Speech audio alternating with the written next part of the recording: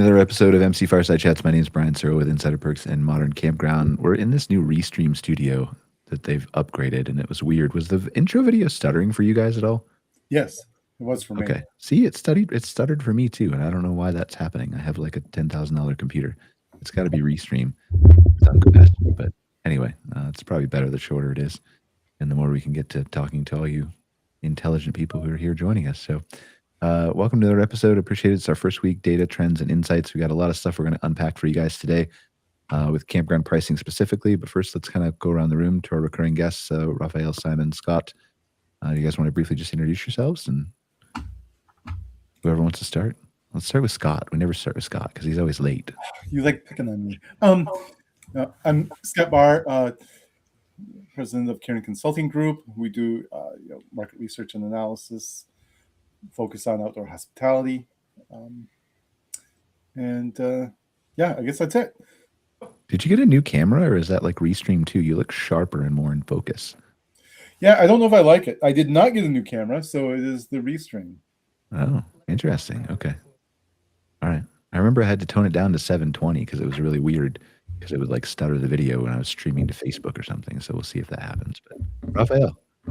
Hey guys, Rafael, Correa, president and CFO of Blue Water. We are a campground owner and operator. We're also a third-party manager. We manage about, in total, we manage about just under 60 RV parks across the country from coast to coast. Awesome. Thanks for being here, Rafael. Simon? I'm Simon, the founder and CEO of CampMap. We help outdoor hospitality businesses improve marketing and guest experience with premium digital site maps that integrate with your website, booking, and app. Thanks for being here. And last but not least, our special guest for the week, Diane. Hi, everybody. My name is Diane Bealer. So I am the owner of Little Village Retreat. It's a glamping retreat in southern Utah. Welcome, Diane. Thanks for being here. Excited to talk more about your resort and what you have going on there. So before we kind of dive into what we want to do as our main topic here, is there anything else that you guys have seen come across your desk to our recurring guests, Scott, Simon, or Rafael, that you think we should be paying attention to? Did you just reverse yourself, Scott?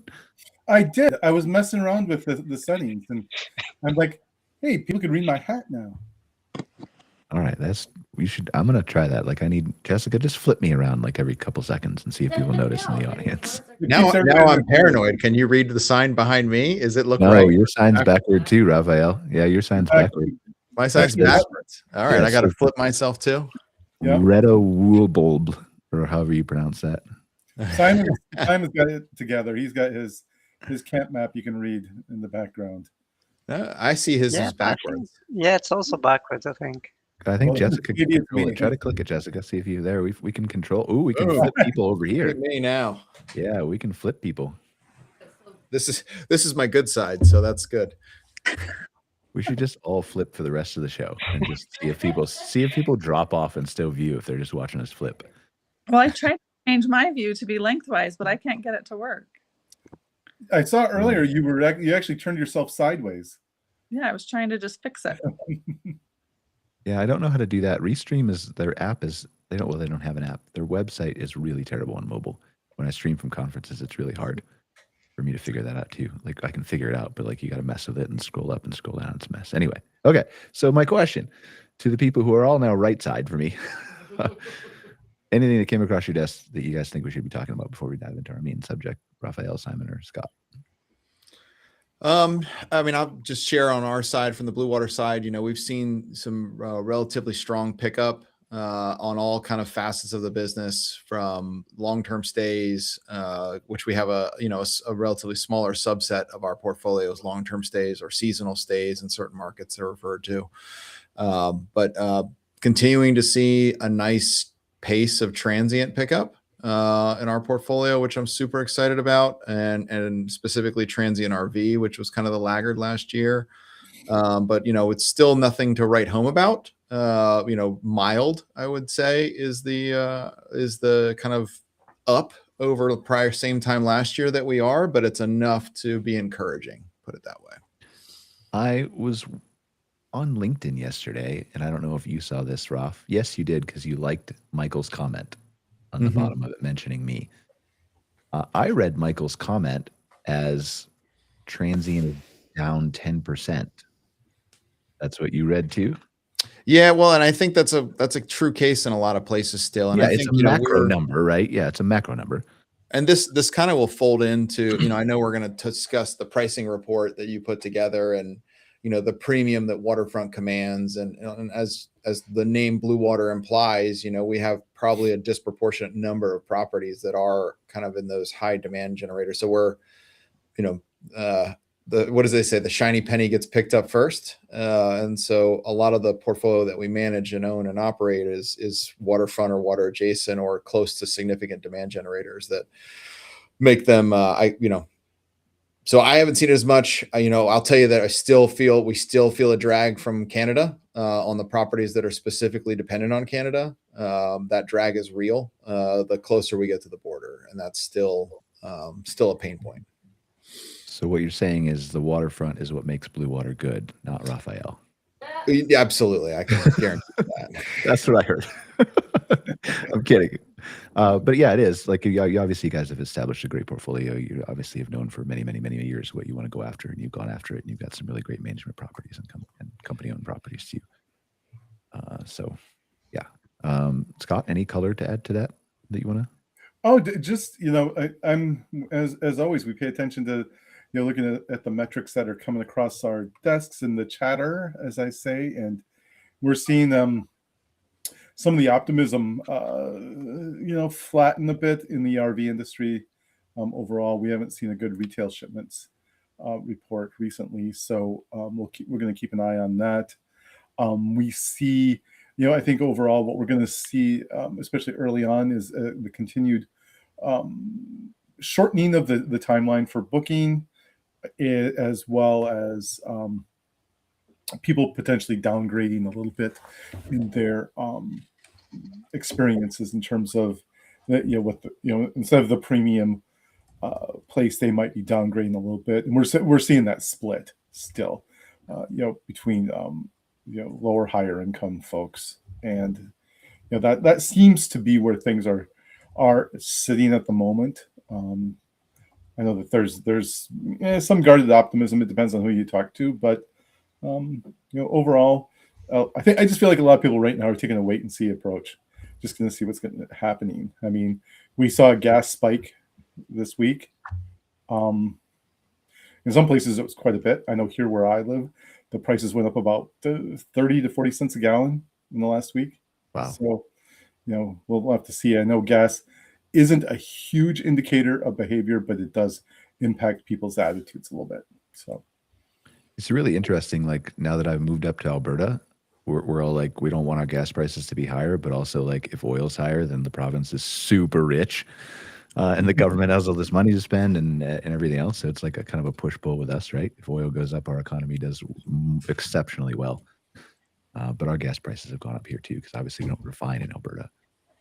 So what are the latest retail numbers that you've heard? Phil and Eleonore aren't here today. They had a conflict with a meeting.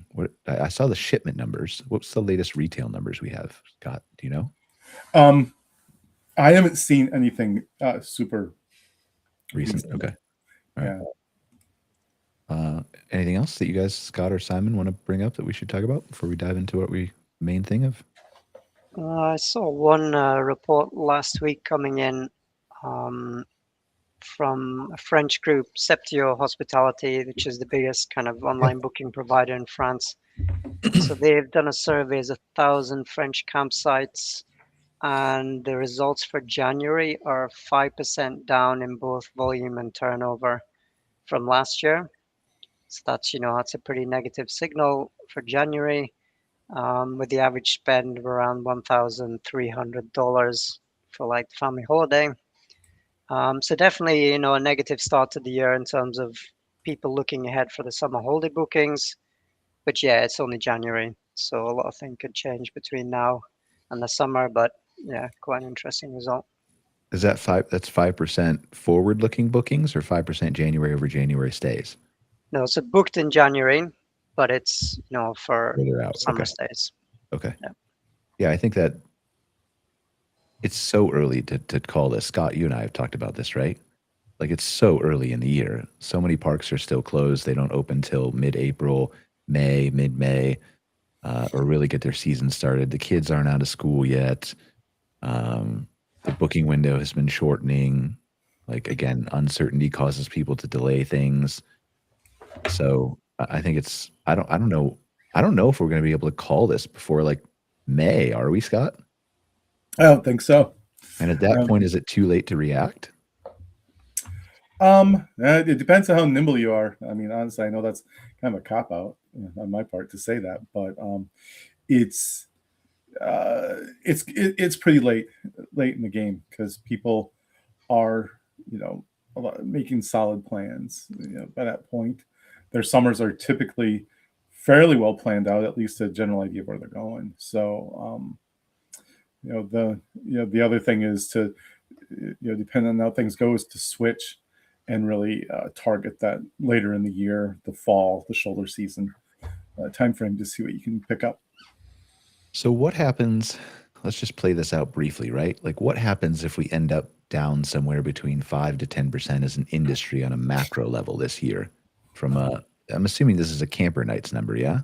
This isn't a revenue number, is it? No. Yeah, this is a camper nights number. So what happens if we're down 5 to 10% on a macro level, industry, average, median, whatever you want to look at it? Honestly, I think that number's relatively significant for us. One of the things that, and again, I kind of draw parallels to our other vertical, which is the hotel world. And, it's a pretty abysmal outlook in that space, unless you're in the luxury sector. And, the mantra in the hotel world is grind it out for better days and lower interest rates there's almost no transactions happening on the acquisition or disposition side of that industry. And so like they're struggling. I think we are also, a bit on the struggle bus, but relatively like it's not even a comparison. Like, so when you say if we're going to be down 5%, not so much, but if we're down 10%, that's borderline catastrophic for this particular asset class. And I don't know that we've ever seen that kind of decline other than post-COVID in, the modern campground era. Yeah. And that was just a really quick dip, right? And then we came right back up. Yeah. I mean, and we're also coming off of unusual highs, like, yeah, camping midweek because they're not in school, right? Like that's never going to happen again. Or if it does, it's, the world's in another pandemic. So if we just step back real quick and say like, let's say there's a 30% chance that we're down 10%. Let's just be conservative, right? Mm-hmm. Because I ran these numbers through AI independently, like back in December, when we knew that like the healthcare was expiring and the economy was uncertain and all the things, and it predicted, I think, somewhere between 8 and 15% down. I think that's super aggressive. Personally, I agree. There's a reason we haven't like put out a report that says that, right? Like it's too early. We don't know that. But let's say that we're just down 5% even. How does an operator listening to this call prepare themselves to manage that? Like, and then just be pleasantly surprised if it's up, but do the right things to prepare themselves for that so that they can minimize potential negatives that might come out of that. I mean, as an operator, I think that you got to be investing in your toolkit, right? Just like, what Simon does for campgrounds is a differentiating factor with Camp Map. I got to see his tools when I was at the KOA show. He walked me through it and I'm like, man, this is a differentiator, right? So I know he has integrations with KOA there and it helps to stand those parks to stand apart. Integrating tools like that, making sure that your PMS is appropriately set up. I mean, you have got to be doing the blocking and tackling. It's don't get exotic. Don't get, it's not about doing the crazy over the top stuff. It's about doing the simple things and the basics really, really well. If you're not implementing, pricing strategies, you need to be implementing pricing strategies. You need to be engaging on social media. These are the things that every operator should be doing, but should be going through with a fine tooth comb and making sure that they're doing the basics as well as they possibly can, and investing in the things that are missing, because every day that goes by, the tools get more advanced. I sat in and listened to your, the last chat you had with Curtis and a few other folks talking about AI, and that world, I've been tracking it closely because I'm just fascinated by the evolution that it's creating and what it's simplifying and what it is automating in a lot of cases for folks. And I think that those are things that if you're a single owner, campground owner, and Diane, you can speak to this, you got to be everything to everybody, right, on your property. And you got to find efficiencies. And so finding those tools so that you're spending your energy in ways to kind of do that blocking and tackling at the highest level for your park is what you have to be focused on. It's don't overthink it, don't overcomplicate it, but find the time to really do the basics really well. What do you think, Diane? That is instrumental. I mean, anyone who's a single owner has to be able to not worry about their property management system. It has to be as simplified as possible. You have other things to worry about than taking care of your property management system. So that is perfect. And your pricing strategy needs to be somewhat automated. You can't get in there and change the prices every day. So you have to use the tools that are available. And there's a ton of tools that owners can use to help them manage their property. And those tools have to be utilized, or you're spending way too much time doing those tasks instead of actually making your customers happy. What's your outlook for 2026, Diane? What do you think is going to happen at Little Village? Well, I'm not sure everybody here knows the story of Little Village. We don't, so please tell us some background. Yes, absolutely. Well, Give us your origin story. We all love a good Marvel origin story. Perfect. I can say the origin story. We'll go. So my husband and I have 6 kids. 5 years ago, our youngest went to kindergarten, and I wanted to work, but I didn't want to be unavailable. I'd always been a stay-at-home mom. I was also really concerned that my kids were on devices more than I wanted them to be. And schools are using devices more than I wanted my kids' schools to use devices. And I want my kids to work. I want them to have skills. Digital skills are necessary, but I want them to have sweat skills, I guess, for lack of a better word. I want them to have marketable physical skills they can use. To have life skills. Yes, life skills. Yeah. So we went through a series where we just brainstormed businesses that we could start that would involve our kids and get them outside and get them working. And this is what we landed on. And so our kids helped us build everything at Little Village Retreat. They cut boards, they used drills, we built it from the ground up. And they were involved in that process from day one. Love it. Good child labor story. Excellent. Yeah, I have to be a little bit careful on how I word things because, small business insurance, they do their work. No, that's awesome. That's really cool. So our kids have learned how to use the property management system. Our kids have gotten in and looked at the data from the pricing strategies. Our kids have made social media posts and responded to comments. They don't get their own social media accounts, but if they can get a post for the business approved by mom, they can post it. They can learn those marketing skills. Awesome. So we actually, though, because, first time small business owners in this regard, we actually are closing Little Village Retreat this year. So Little Village Retreat will no longer exist at the end of 2026. That's the outlook for us. So I was very open about that in my emails with your coordinator, but I didn't know if you guys were aware of that. Yeah, I mean, I was aware of that at least, but sorry, I didn't know if the rest of the audience was. Are you open to sharing some of that story of why or what led to that, or? So I would do this all again. Little Village Retreat is the best, worst thing we have ever done.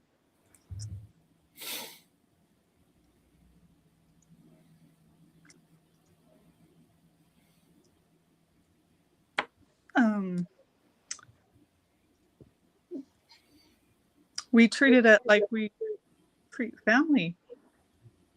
We have loved it.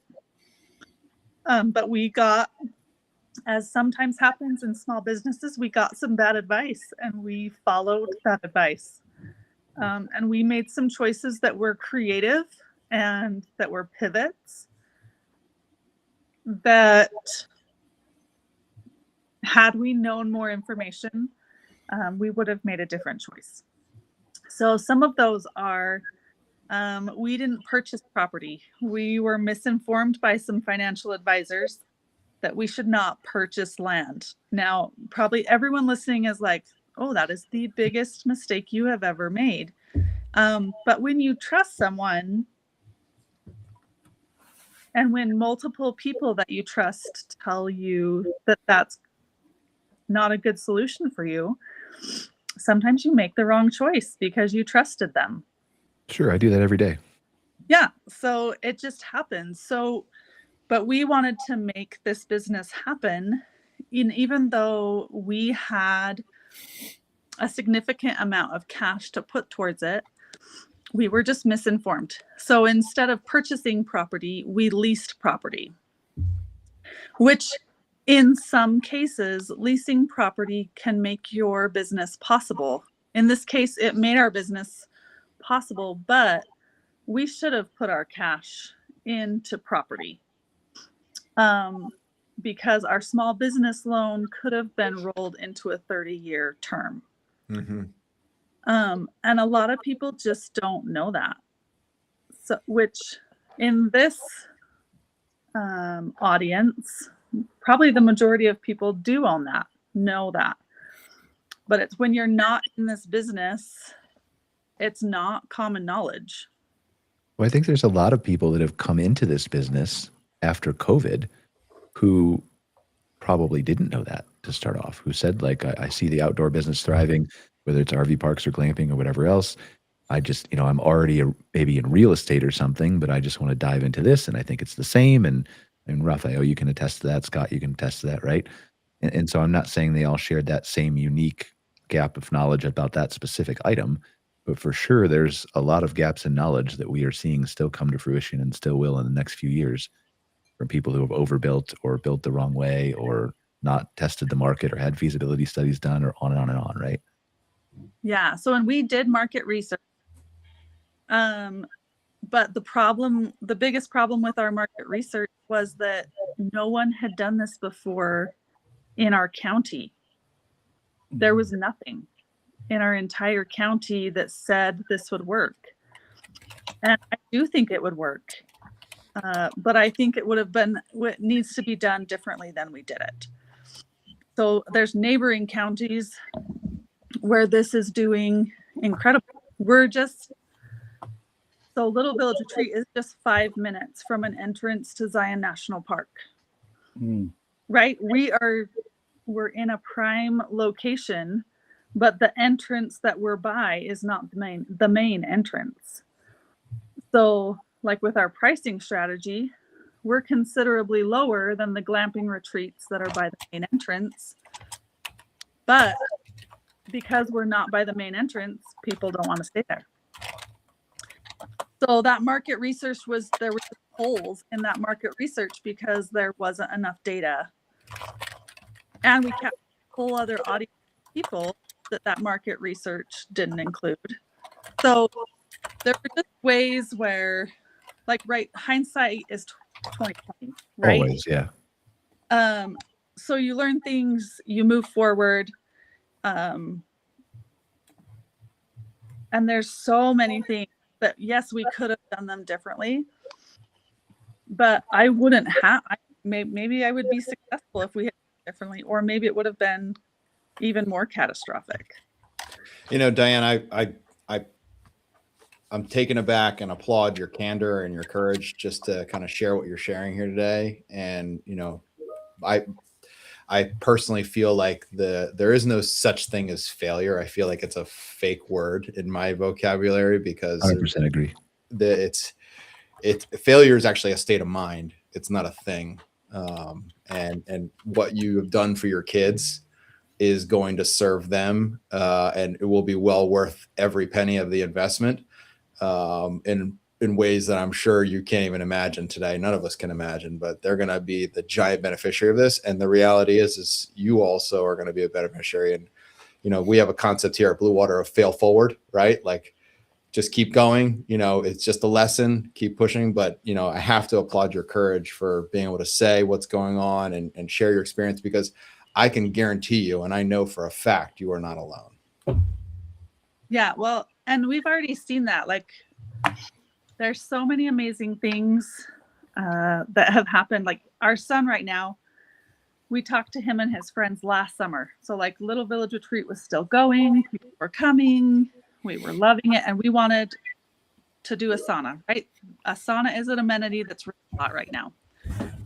So he wanted, our oldest son, he was 17. He wanted to build a sauna for his friends. And we were like, sure. Like, this is why we did this business.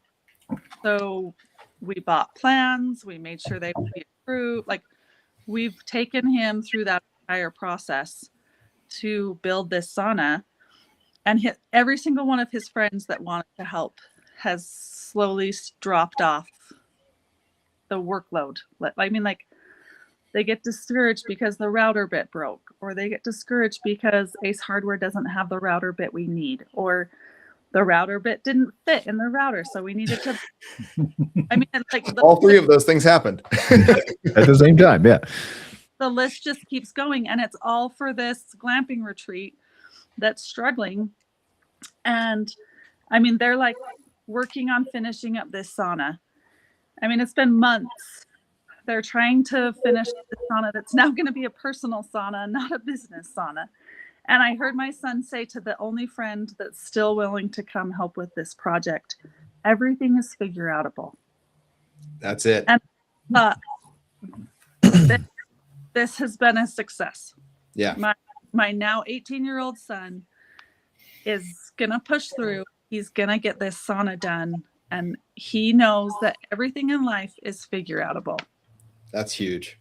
That's just like Rafael said, that's a multi-million-dollar payback. Yeah. With just one child compounded by 6. Let's hope the other 5 learned something.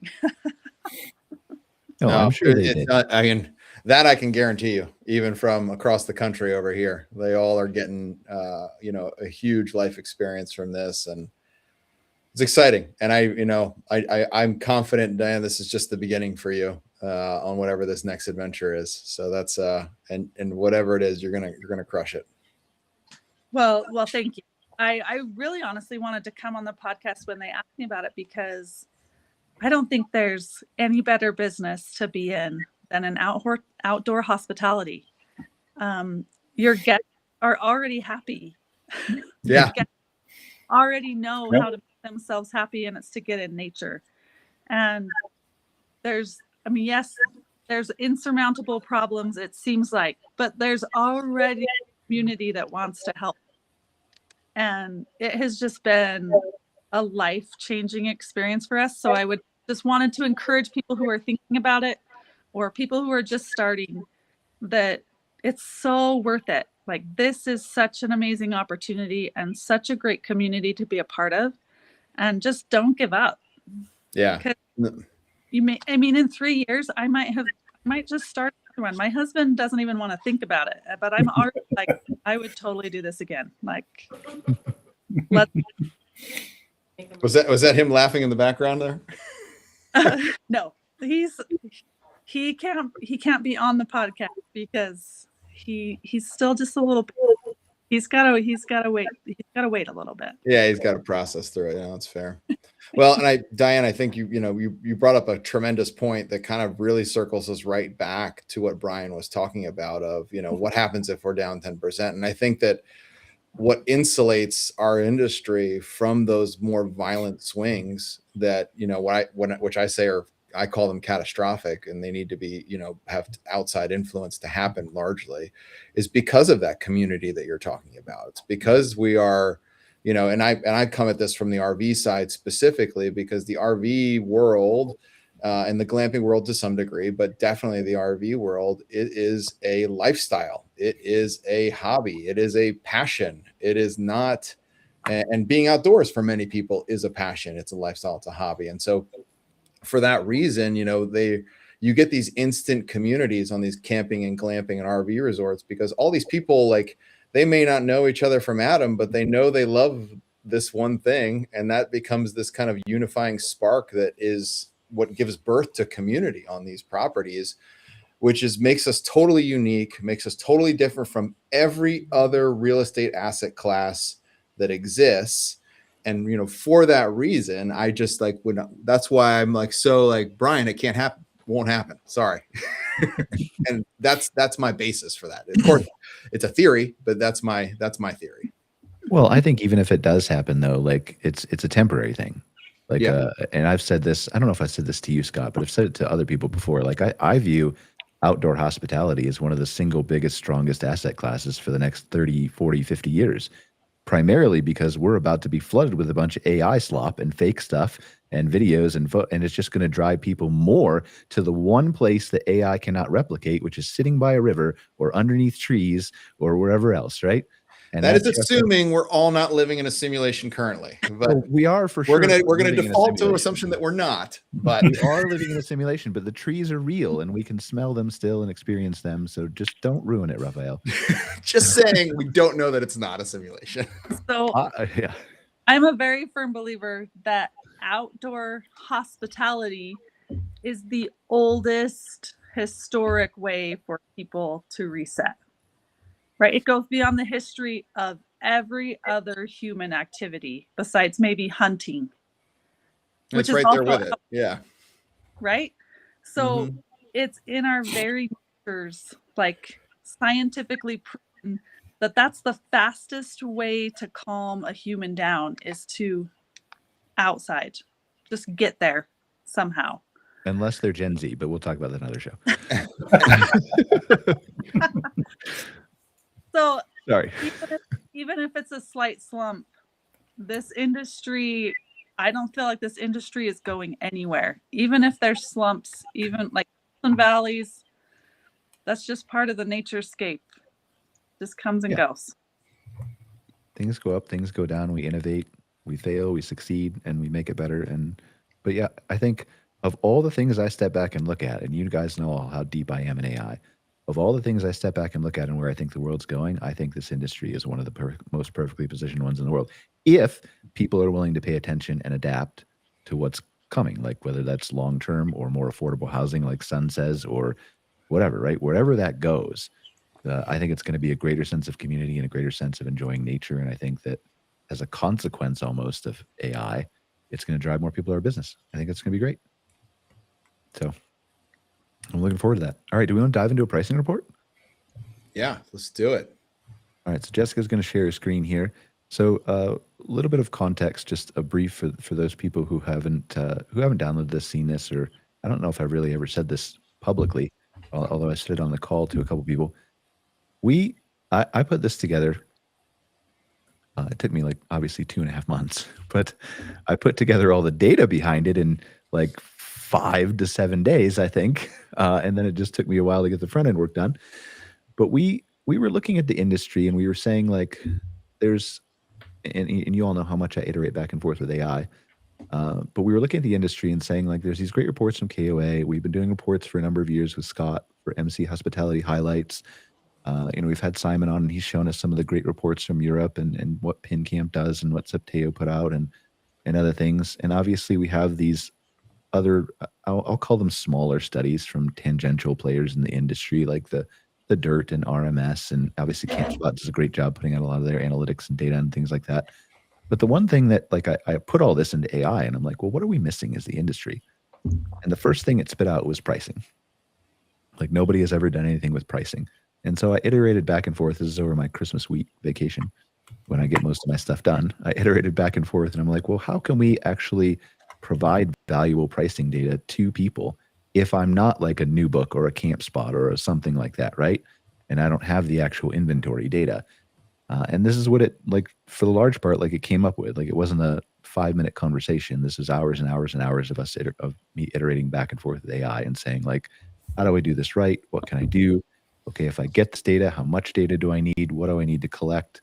Where do I put it? How do I categorize it? How do I then put it into a database that can be sliced and diced into all these charts that you see available to you, right? So it's not just gathering prices. It's what do those prices tell us? What do the site names tell us? What are the locations and tell us? And putting it in that database kind of enabled us to do all that stuff in an organized way. So I'm interested to see what you guys would like to cover here, what you think our audience would find valuable. Because again, I don't want to spend 30 minutes going through every page of this report. For those of you who have read it, what are your current, or some of it, what are your current takeaways? Well, I can tell you from my perspective, especially even in the summary points, Delaware and Maryland are two markets that I pretty much manage virtually all properties in those markets, if not all of them. And so it was excited to see that we were topping the charts on ADR.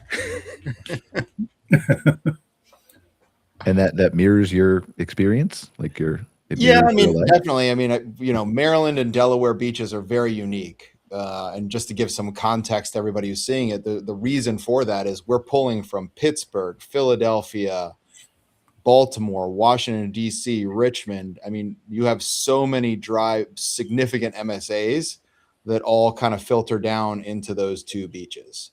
And so that is there is probably a significant supply and demand imbalance because both Delaware and Maryland are extremely difficult states, especially coastal, whether you're on the Chesapeake Bay or on the ocean side.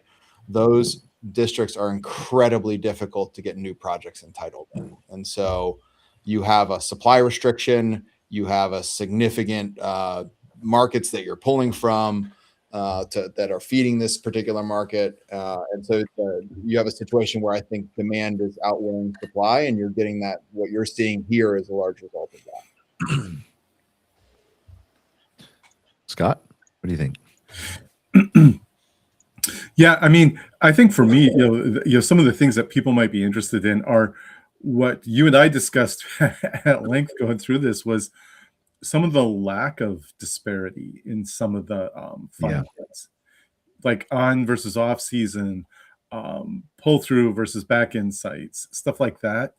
The narrowness of the gap was something that, to me, like in all the research I've ever done, like I don't do this kind of research, but I mean, I ask people what they think of this stuff, and the demand for, obviously on-season stuff where everybody's booking well in advance to the type of sites and what they really want, and they'll change a campground if they can't get the site they want. And then you see that in here, it's showing that in many cases the gap in pricing is minimal. Yeah, that's what shocked me the most, right? Was looking at like, and I know we're experiencing an entry into this industry from more sophisticated players who have been here a couple years or years in the case of Blue Water, right? But players like Blue Water and CRR Hospitality and Athena and all the people I'm going to forget to mention, right? But we're entering into this with revenue managers on their team who are looking at these prices often for the first time when they acquire a campground or manage a campground that's never been looked at before. And so I look at, like, what really stands out to me is the lack of difference in price between Tuesday and Friday, the lack of difference in price between July 4th and the week before or the month before, the lack of difference in price between pull-throughs and back-ends. And that just speaks to me to rate management more than anything else. And that shows me that even if we're down 10% in camper nights, which is not going to happen according to Rafael, don't panic, but that if you do smart revenue management, you might not be down in revenue. Is that fair, Rafael? I see. This is the part of the report I struggled with the most. Okay. That you're bringing up here, because that rate differential to me was shockingly low, and it made me ask questions. And so I went straight into like how we collected the data, and the reality is, if you're rate scraping, that like you're not going to get a lot of long-term stay data. You're not going to get a lot of that. And because you're also, one of the summaries is that dynamic pricing has arrived, right? And like, okay, well, if dynamic pricing has arrived, then how is there not such a delta? Like, I'm just looking at my Luray RV resort for the month of July, and I don't have ability to pull an average ADR. I know the average ADR for the month on the books today is $92, but the weekdays are in this is for basically across all site types, I believe. Let me just double check that. But the delta to the weekend is like another $25 to a weekend rate versus a weekday rate. Yeah, and I think that speaks to like dynamic pricing has arrived, maybe hasn't been adopted, or if it has been adopted, it hasn't been set up properly, or if it has been set up properly, let's be honest, none of our reservation systems actually have real dynamic pricing, right? Like, not like Disney does or Delta does. So I think that's part of the reason you're seeing that, right? Like I think people, the larger players who have revenue managers who have been working at this for a couple of years, aren't reflected in this report because the majority of people, like, it's an average, it's a median, right? Yeah. But I also will tell you that's probably why your Delaware and Maryland data stand out so much, because almost all of that inventory is being managed by Blue Water. And I'm curious if you boiled down those markets and said, all right, in Maryland, Delaware, what was the delta, weekend to weekday? I would venture to guess that whatever dollar something difference would be much higher. I could probably do that for you. I don't know if I could do that in real time on the show. No, it's okay. But it's just, I'm interested. It would kind of prove the fact that to your point, that there's still a lot of work for operators to do out there to maximize dynamic pricing and take some bets on themselves. Because I also, this is another thing, and I want to share this experience with everybody, because I think this is important also for operators to hear. And I think it relates to this. And this is a hotel story. So we have a hotel here in Ocean City. It's on the boardwalk. We have these two giant concerts. One's called Ocean's Calling, and the other one's called Country Calling. And they're one weekend and then another weekend. And when that lineup drops for that concert, we see a tremendous flurry of booking activity. So people like they see the bands, they're like, oh, I want to see them. The first thing they go book is their hotel, because you can walk or ride your bike from this hotel to the concert venue. Last year, we got an incredible amount of booking volume. And then we saw like almost 40% of it cancel out and then have to rebook, right? And so this year we took a bet on ourselves and we said, we have a great product and a great location. We're going to let everybody make reservations, but you're going to have to put a one-night deposit, non-refundable, right? And nobody else in the market was doing that. It was just us, and it was just specific to that weekend. This is what I'm talking about, knowing what your product is and betting on yourself and taking a chance. And theoretically, if we were wrong, right, people would have not booked us. They would have booked the neighbor because it was refundable and they didn't have to commit per se. Yep. But I'm happy to report today, we did not get the same volume, but we got we probably got like 80% of the volume we got last year, but everything we got now has at least one night completely non-refundable. Yeah, I think you talk about betting on yourself. That's important. I think the other issue with this data and being actionable is that, we didn't have any pricing data before this really that was comprehensive, but two, there's still so many data gaps that exist between hotels and campgrounds. Whereas hotels have had like really strong revenue management numbers and demand factors and shopping ratios and all that stuff for 30 years. We've still don't have that in that industry. And I don't like, there's good companies like Scott's putting out good data. We're putting out good data. There's sites like RV Park IQ that provide some things for, investing in feasibility studies and stuff. And Sage obviously puts out some good data. But I don't know that there's still enough push toward what all can we gather, what all can we monitor, what all can we look at, what all can we capture to actually give people the same numbers that the hotel industry does. And it's hard too, right? And the hotel industry has a couple other benefits that, we have density in markets that RV resorts almost never have. They have consistency of product, and the fact that these brands exist also create a tremendous amount of standardization. And so, a Fairfield Inn is a Fairfield Inn almost anywhere you go, within a margin of error. And so like that creates a lot of ability to compare, to normalize data. You know, we are always going to be more spread out and harder to say this RV site is equivalent to this RV site, right? And for that reason, it's always like, even on its best day, let's say you had every bit of data of booked business, you would still be limited in your ability to use it the way the hotels do it. For sure. Yeah. But I mean, again, I think better than where we are. Yeah, we're missing 90% of that data. Yeah. So if we had 50% more of that 90%, then you could make at least more educated and informed decisions, right? 100%. 100%. Yeah. I mean, that's the one thing that, like, we down and further in this report, we looked at the actual sites of some of the stuff, right? Waterfront, beachfront, lakefront, VIP, luxury. And these are all things that, like, maybe they are really VIP, maybe they're not. Like, it's what the owner chose to call the sites, right? And you can call your site anything you want in CampSpot or NewBook or whatever. We all know the dearth of RV resorts out there that are not really resorts, but call themselves that. Well, and I think you're bringing up a great point, Brian, and I'm really curious Simon's perspective on this, because, you know, site naming and site maps and kind of how you're selling it to that guest before they get there. You know, Simon, have you seen some best practices or things that work better than others when you're building these site maps to kind of capture that price differential? Yeah, I mean, we see we have customers we enjoy doing maps for, and some we don't. And the biggest reason we don't is because they completely confuse the sale of their product.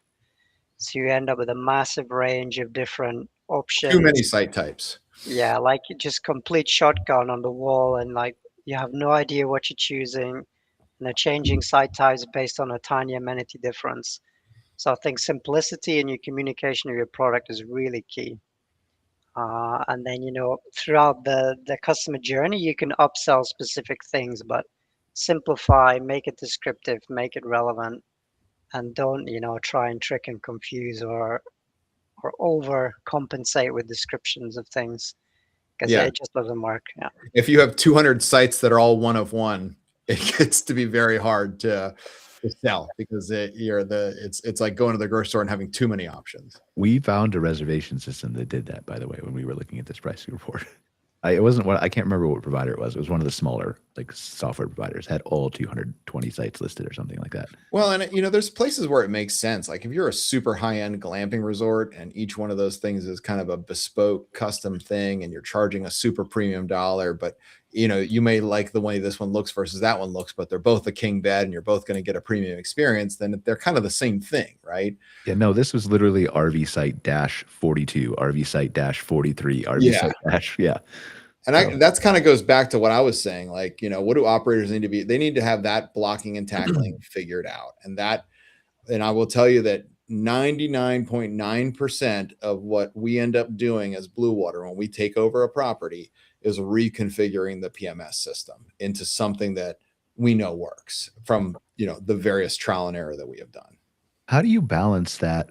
How do you balance between what Simon is saying, between simplicity and complexity? Because I feel like it's not just one or the other. It's obviously property specific. It's a balance. It's a balance, and you have to find. And to be honest with you, it's an ever, you know, one of the other beautiful parts about our business that I love is the fluidity of the inventory, right? So I could have 100 RV sites, 20 cabins, and 10 safari tents. And next year I could be like, you know, I want to add more tents, or I want to add more seasonals, or I want to do the reverse. You know, you can morph this inventory.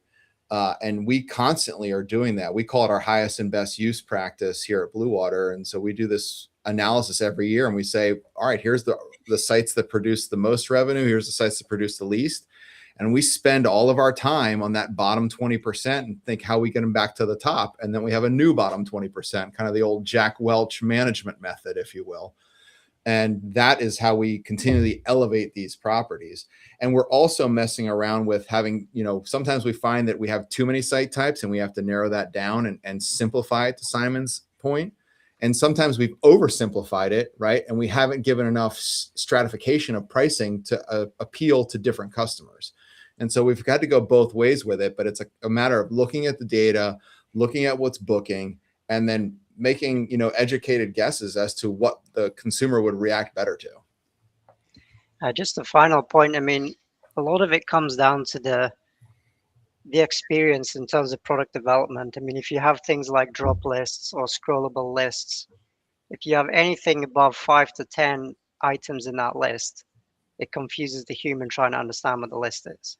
So it's just these basic, user experience, product development, guidelines, and design structure.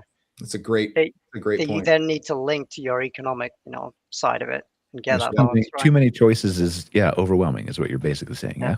It's exactly. Yeah. It's the same thing. You go to the grocery store aisle and there's like 60 different choices of potato chips you can buy. It's why they all fight over the end cap, because it's easier to understand and buy from, right? It's always sour cream and cheddar, Brian. 100%, always. I think But which That's brand? simple. You probably have That's 10 simple. brands that are offering sour cream and cheddar. so. I think an important thing for smaller owners to pay attention to is the questions your potential customers have or that your guests have. Yeah. So if they have to ask more than one question and it's not answered in the process of booking, they're not going to book. So they shouldn't be asking questions and be left wondering what the answer is. They shouldn't have to call you to figure out whether or not they're going to get what they want. So anytime a customer or a potential guest asks a question about the process, it needs to be answered during the booking process. They shouldn't have to ask a question to you. Yeah, before, I think that's well during, said. before, during, or at worst case, like after. Some things can be answered after in a pre-arrival email, but I'm generally with you. Like, it's those questions that are really going to make or break that booking decision, is what I think Diane's referring to, and I agree with you. And it needs to be told through pictures. It needs to be told through descriptions. Through maps. Like the thing is, you can't get overly creative because there's a way they're used to seeing it. And if they have to reconfigure their brain to understand how to get that information on your site, it's just going to be that much more difficult. Yeah. I wonder what that does to conversions when people no longer have to navigate different sites and they're asking all the questions through ChatGPT or something, though. But Does that make it more likely to convert or less likely because they haven't thought of the right question? That is a really good question. I don't know. We know that yet, but Yeah. Scott, what do you think, data guy? I have to research that. Cop out again. I don't mean for the show for. It'll be interesting when I have my customers building agents to book their RV vacations. I will know we have arrived at a different time period. Well, and there are are those options now to have an AI agent on your site answering questions. Yeah. So interesting to see the metrics on how many of those are actually getting used and whether they're increasing the conversion rate. Brian, you got any insight on that? Yeah, I mean, we've seen in our early data that it's like, I don't know if you can say that it's increasing the conversion rate, which is the difficult part of it, right? Yeah. It's another touch point in the journey.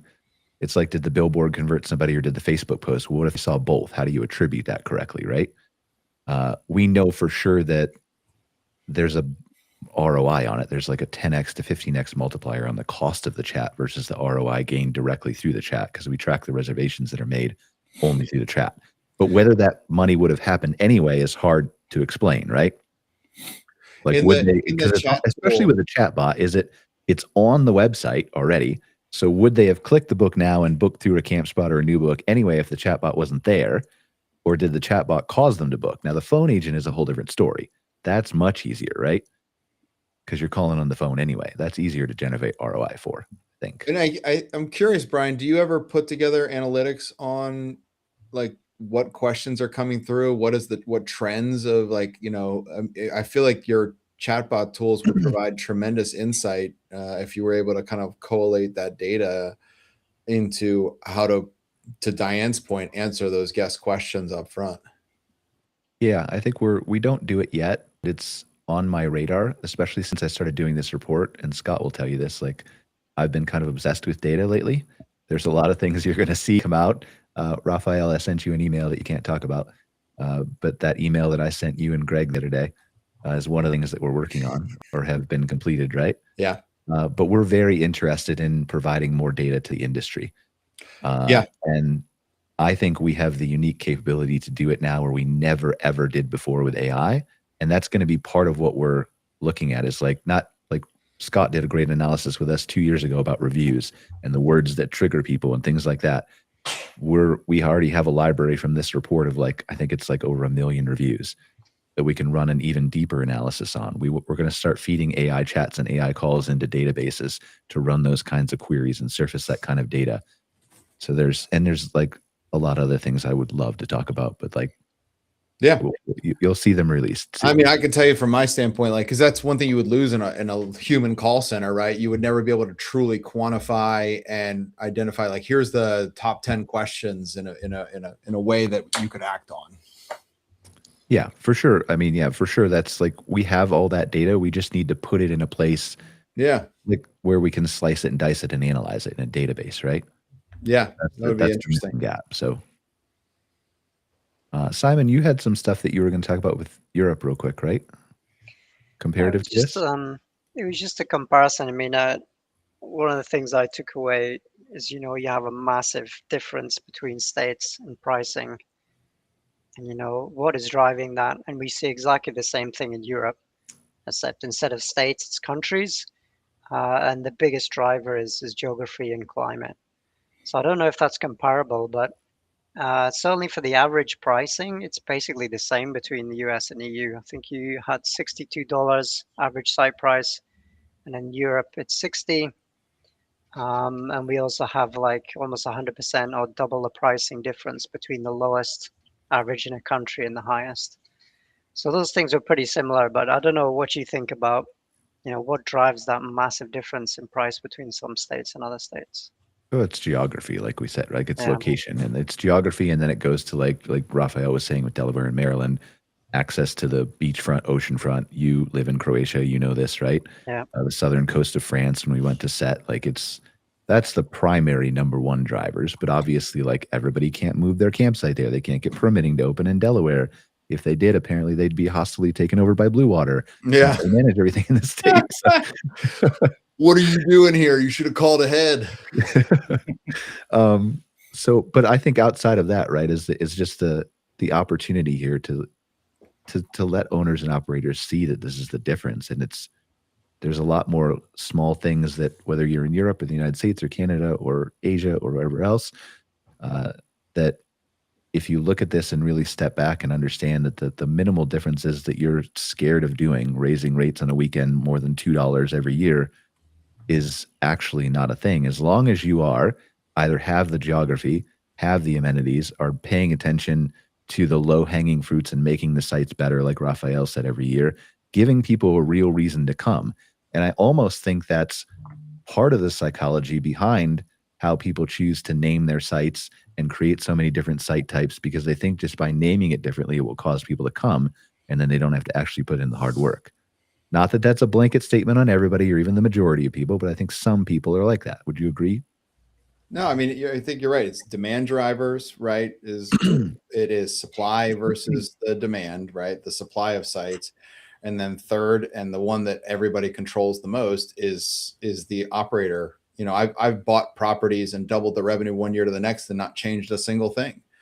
And it's other than the pricing strategy and the marketing strategy. And so, all three of there's my favorite thing to find is one of those diamonds in the rough that the campground owner just took the easy way out, and didn't want to do the hard work around those facets of the business and left a ton of money on the table. I pay him a premium for it. And, my ROI is there immediately. So all three of those are factors, in my opinion, Simon, on what really kind of drives those giant differentials. I think what we're seeing here too is there's a whole lot more diamonds in the rough. I think that's a very fair statement, Brian. That's what the data does point towards. All right. We're almost out of time here. Any final thoughts? So you want to go around? Rafael, any final thoughts, and where can they learn more about Blue Water? Yeah, final thoughts, man. I'm just excited about spring. I'm feeling that anticipation now of kind of the spring season. We have finally a warm day here in Maryland, and quite honestly, right around when St. Patrick's Day rolls around, I start to get pretty excited about the next coming camping season. So I'm pretty amped up. Awesome. And where can they find out more about Blue Water if they're interested? Oh, in yeah. anything? You can check us out on our website, and that's going to be BWDC. That's Bravo Whiskey Delta Charlie.com. Awesome. Thanks for being here, Rafael. Scott, final thoughts, and where can they find out more about Cairn Consulting? Final thoughts. Just keep your eyes peeled for a lot more stuff coming out. I have some stuff coming out. Brian has more stuff coming out. We're gonna flood you guys with information this year. That's our goal. Hopefully it'll all be of use. But no, I think we have some really, really cool stuff that we're working on. Some, I have some ideas. Brian has some great ideas, and we're really excited about that part of the business and what we're working on this year. You can go to cairnconsultinggroup.com. We have a resource library there. Brian has a resource library too, of reports and such. So, either one of those, if you're looking for information, go to our websites and peruse the reports that are available. And if you have any suggestions too, like Scott's always willing to listen to suggestions. I'm always willing to listen to suggestions. Rafi had a good suggestion about analyzing the AI chats and calls. We're already working towards that. But if you have more, anybody who's listening, please send me an email, send Scott an email. We do things together, we do things separately, but we're all listening and we all want to make this industry better together. So the more feedback that we get, the more we can do. And send me an email, Rafael, about Maryland and Delaware. I'll pull those numbers for you. We have them all. We only broke apart the top 3 states at the bottom because we didn't want it to be a 1,000-page document. So Simon, final thoughts, and then where can they learn more about CatMap? Oh, just well done on the report. Amazing piece of work. So good job on that. And you can find us at campmap.com or find me on LinkedIn, reach out. It's quite easy. And Diane, last but not least. I just think this report's amazing. It's great and valuable resource.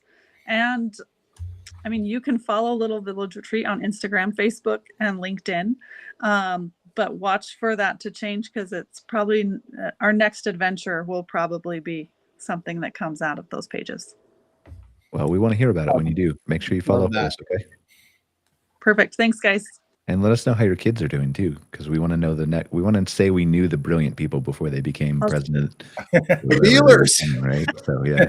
Send you a picture of the sauna finished product. Please do. All right. Well, thank you guys for joining us. Another episode of MC Fireside Chats. There is no Outwired today. Scott and I are just too busy to do the show today, and we have some other commitments. But we'll be back maybe next week. We'll see. I'm going to be in Wisconsin for the Waco show, so we'll see if we do it live there. But other than that, we'll see you next week on another episode of MC Fireside Chats. Thanks, guys. I appreciate you watching. Thanks, see you. guys. Bye-bye.